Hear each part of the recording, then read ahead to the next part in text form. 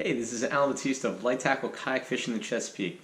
And if you've been following my page recently or for any period of time, you'll notice two things around this time of year. The first one, I have a great love and passion for catching and releasing, of course, these large migratory striped bass and discussing why we need to save them. Okay, so you may have noticed the last couple of years that most folks are struggling to find these fish. Well, there's a good reason for this. And I'll show you two charts, if you bear with me, from the Atlantic States Marine Fishery Commission, and to explain why. So I know you're thinking they're just boring charts, but please, they're important to explain the current state of the fishery. So I got them right here. Let me adjust the camera.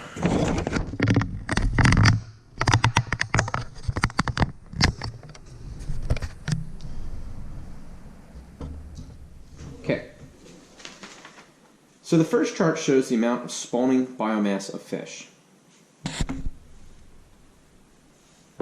Let me show you these two lines.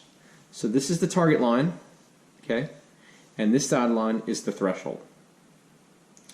So below this threshold, and we stand right about here, is where basically something needs to be done to save the fishery.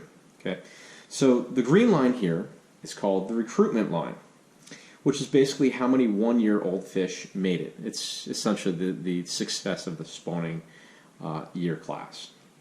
So you hear a lot about the 2011 year class, which you can see right here. This is the best year for spawning in probably about a decade. Okay, you can see it was low and really came up here. Well, it was followed by one of the worst in, basically the last couple of decades. So these things are cyclical, all right? Let me move on from this chart just for a second to show the following chart. Okay? And I'll come back to it briefly. So this chart basically illustrates the amount of fish taken out of the system, and it also dispels a very popular misconception that commercial anglers are responsible for the depletion of the fishery. Okay, so the solid line here, as you can see, represents the commercial landings, which are basically well documented. All right, so at the end of last year, I actually went on a commercial hook and line trip to understand how the whole process works. Right? After all, if you ever want to improve things, you got to understand the whole system. And I learned quite a few things that day. All right, so nevertheless, right, take a look at the green and blue bars. You can see the green on the lower half of the chart, and the blue on the upper half. Okay. The green bars are basically the recreational fishermen's landings. The blue bars are basically the ones that were caught, released, and died later. They used a 9% right here, 9% mortality rate. So that number is a lot lower for the anglers using catch and release methods with artificial lures, but much higher if you're using like bait and non-circle hooks. So especially if those fish are caught and released in the summer, we've seen big masses of floating striped bass in the summer off Predictory Point. It's basically the fleet out there. Chumming, and the fish swallowing the hooks, and then they're perishing thereafter. So that's why this big conversation with circle hooks lately. Okay, so let me flip one more page, and here's the interesting part. It should be really apparent now why you're not catching as many fish as you had in the past. So in the early 2000s, the amount of spawning striped bass right around here was peaking, and right here in the early 2000, 2002, 3, maybe all the way up to 2006, we were actually above that targeted line.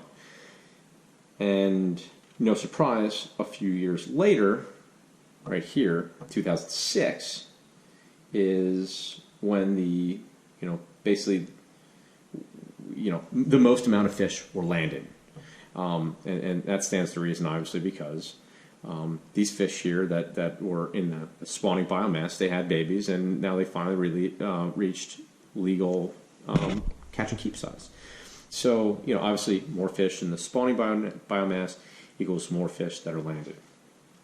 Okay, so the downside of all this, and here's where people are very concerned, is that we faced a very steady decline in the available female biomass, basically spawning capable females, has declined over the last decade or so.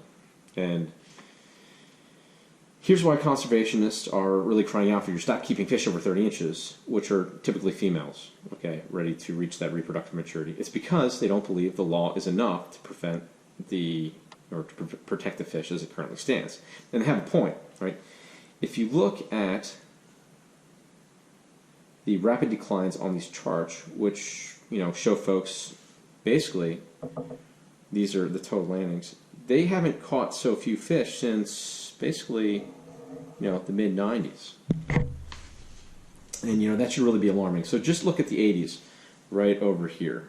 You know, the fishery had collapsed and a moratorium was instituted. So if the laws were always sufficient, how did it allow it to get so bad?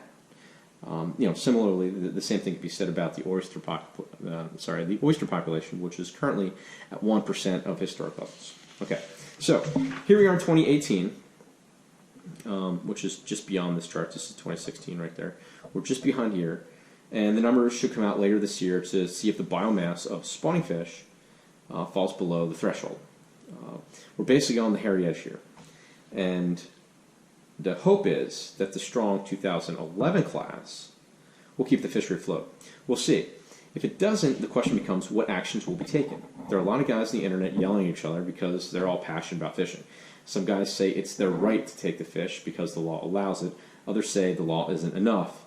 And then there's those guys that, you know, quite honestly would kill the last buffalo if they had a clear shot at it. So here's the facts and the data for you to draw your own conclusions, right? So there's a lot of guys out here that are devoting their lives to this. I'm just a microphone. I highly encourage everyone here to look up fishews.org, ccamd.org, and asmfc.org for current information as to how it relates to your favorite species to catch. So if you made it through all this video, I really appreciate it. I ask that you please do whatever you can to socialize these issues and do your part, all right? Thank you guys, and tight lines.